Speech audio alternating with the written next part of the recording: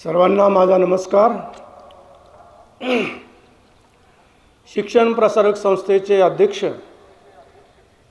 आदरणीय श्री प्रकाशजी क्षत्रिय, कार्याध्यक्ष डॉक्टर संजय मालपाणी, कार्यकारी मंडळातील सर्व सदस्य, सर्व उपप्राचार्य, पर्यवेक्षक, शिक्षक, शिक्षकेतर सहकारी, विद्यार्थी बंधू आणि भगिनींनो, आज 1 मे महाराष्ट्र राज्याचा स्थापना दिवस. आज संपूर्ण महाराष्ट्रामध्ये हा दिन मोठ्या आनंदाने साजरा केला जात आहे.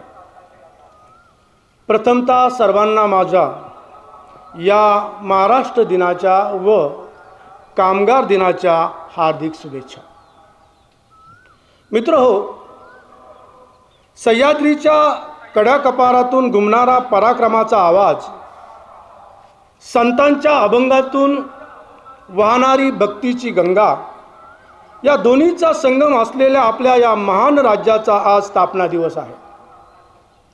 भाषिक, सांस्कृतिक आणि सामाजिक एकतेच्या बळावर उभा राहिलेला हा महाराष्ट्र आहे. आज देशाच्या प्रगतीत महत्त्वाची भूमिका बजावत आहे. छत्रपती शिवाजी महाराजांच्या पराक्रमाची परंपरा, संतांची विचारधारा आणि समाजसुधारकांच्या कार्यातून घडलेला हा महाराष्ट्र आपल्याला नेहमीच प्रेरणा देत आलेला आहे.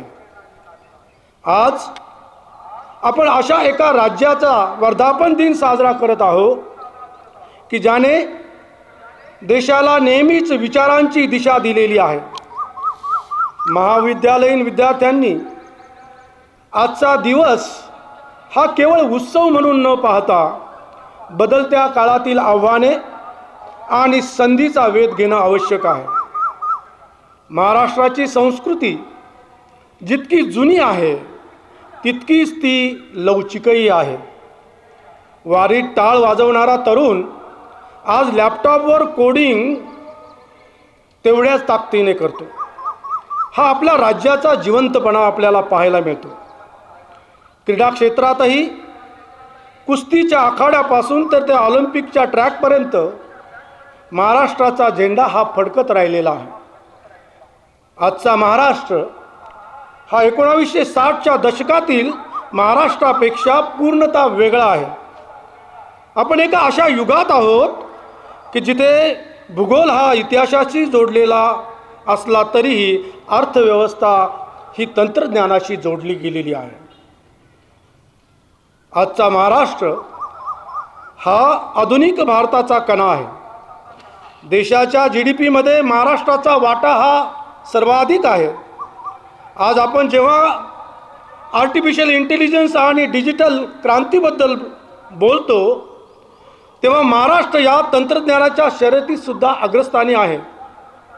मुंबई ही देशाची आर्थिक राजधानी आहेच, पण पुणे, नागपूर आणि नाशिक ही शहरे आता जागतिक स्तरावर उद्योग आणि शैक्षणिक क्षेत्राची केंद्रे बनलेली आहेत. पायाभूत सुविधांच्या विकासासोबत खऱ्या अर्थाने जर आपण पाहिलं तर सामाजिक प्रगती हे आपल्या राज्याचं मुख्य वैशिष्ट्य राहिलेलं आपल्याला पाहायला मिळतं.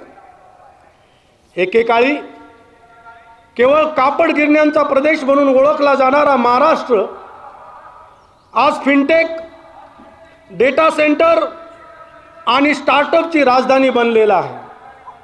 मुंबईपासून पुण्यापर्यंत आणि छत्रपती संभाजीनगरपासून नागपूरपर्यंत पसरलेले औद्योगिक पट्टे आज जागतिक पुरवठा साखळीचा एक अविभाज्य भाग झालेले आहेत. समृद्धी महामार्ग, कोस्टल रोड आणि जलद गतीने विस्तारित होणारे मेट्रोचे जाळे हे केवळ बांधकामे नसून महाराष्ट्राच्या प्रगतीचा आलेख आहे. ही स्थित्यांतरे केवळ शहरापुरती मर्यादित नसून स्मार्ट विलेजच्या संकल्पनेतून ग्रामीण भागापर्यंत पोहोचली आहेत. आजचा महाराष्ट्र सामाजिक न्याय आणि विकासाची सांगड घालण्याचा प्रयत्न करत आहे. हवामानामधील बदल आणि शाश्वत विकास यांच्यासारख्या जागतिक प्रश्नावर धोरणात्मक निर्णय घेणारा महाराष्ट्र हा देशातील एक अग्रगण्य महाराष्ट्र म्हणून ओळखला जात आहे. शिक्षण आणि नवीन शैक्षणिक धोरण खऱ्या अर्थाने ही एक सुवर्ण संधी आहे. शिक्षणाच्या बाबतीत महाराष्ट्र नेहमीच अग्रेसर ठरलेला आहे. महात्मा फुले आणि सावित्रीबाई फुले यांनी पेरलेल्या शिक्षणाच्या बीजाचा आज एक महावटवृक्ष झालेला आपल्याला दिसून येतो. आता राष्ट्रीय शैक्षणिक धोरण 2020 मुळे आपल्या शिक्षण व्यवस्थेमध्ये क्रांतिकारक बदल आपल्याला पाहायला मिळतात. बहुआयामी शिक्षण, मल्टीडिसिप्लिनरी अप्रोच या धोरणामुळे आता विज्ञानाचा विद्यार्थी संगीताचा छंद जोपासू शकतो आणि विज्ञान शाखेचा विद्यार्थी अर्थशास्त्राचा सखोल अभ्यासही करू शकतो. विषयांच्या भिंती पाडून ज्ञानाचा एक मुक्त प्रवाह निर्माण केलेला आहे. हे या शैक्षणिक धोरणाचं वैशिष्ट्य आपल्याला पाहायला मिळतं. मातृभाषेमधून उच्च शिक्षण हे धोरण आपल्या मराठी भाषेला केवळ संवादाची भाषा न ठेवता ती ज्ञानाची भाषा बनवण्यावर भर देण्यात आलेला आहे. आपल्याला माहिती आहे, इंजिनिअरिंग असेल, लॉ असेल, मेडिकल असेल, या शिक्षणामध्ये प्रामुख्याने मराठीतून हे शिक्षण आपल्याला उपलब्ध करून दिलेलं आहे. आणि हे खऱ्या अर्थाने एक वेगळं पाऊल आहे असं मला या ठिकाणी सांगावंसं वाटतं. कारण मराठीची अस्मिता आणि विज्ञानाचा मिलाप यामधून झालेला आपल्याला दिसतो. कौशल्य विकास आणि रोजगार क्षमता, पदवी म्हणजे केवळ कागदाचा तुकडा नव्हे तर तुमच्या हातातील कौशल्य महत्त्वाचे आहे. इंटर्नशिप असेल, व्होकेशनल कोर्सेस असतील आणि संशोधनावर खऱ्या अर्थाने शिक्षण देण्याची गरज आपल्याला आहे. महाराष्ट्रातला तरुण आता नोकरी मागणारा न राहता तो नोकरी देणारा बनत आहे. विद्यार्थी केंद्रित शिक्षण पद्धती आपल्याला पाहायला मिळते आणि म्हणून एक लवचिकता आपल्याला ॲकॅडमिक बँक ऑफ क्रेडिट्स आणि अपार सारख्या सुविधांमुळे विद्यार्थ्यांच्या सोयीनुसार शिक्षण पूर्ण करण्याची मुभा या ठिकाणी उपलब्ध झालेली आहे, ज्यामुळे गळतीचे प्रमाण कमी होऊन उच्च शिक्षणाचा दर्जा सुधारण्यास मदत होत आहे.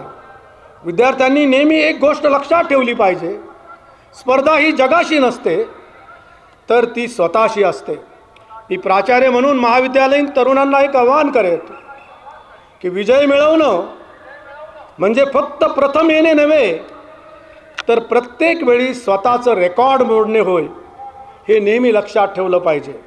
या प्रगत आणि प्रगल्भ महाराष्ट्राचे ऋण व्यक्त करताना कवी कुसुमाग्रज यांनी काही शब्दामध्ये आठवण करून दिलेली आहे.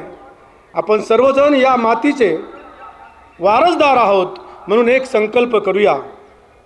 माझ्या मराठीची गोडी वाटे अमृतानी गोड, जिच्या शब्दाशब्दामधुनी वाहते ज्ञानाची ओढ. राकट देशा कणखर देशा दगडांचा देशा, विज्ञानाच्या नव्या युगातील प्रगत आमच्या देशा. सह्याद्रीच्या कणा आमुचा कधी न झुकणारा, पुरोगामी विचारांचा हा ध्वज कधी न थकणारा. नेऊ महाराष्ट्राला प्रगतीच्या शिखरावरती, गुंफू शिक्षणाची माळ या मातीच्या कीर्तीवरती. मित्रो, नवीन शैक्षणिक धोरण हे शस्त्र हाती घेऊन आणि समकालीन बदलांना स्वीकारून आपण महाराष्ट्राला जगातील सर्वोत्कृष्ट राष्ट्र बनूया. जय हिंद, जय महाराष्ट्र.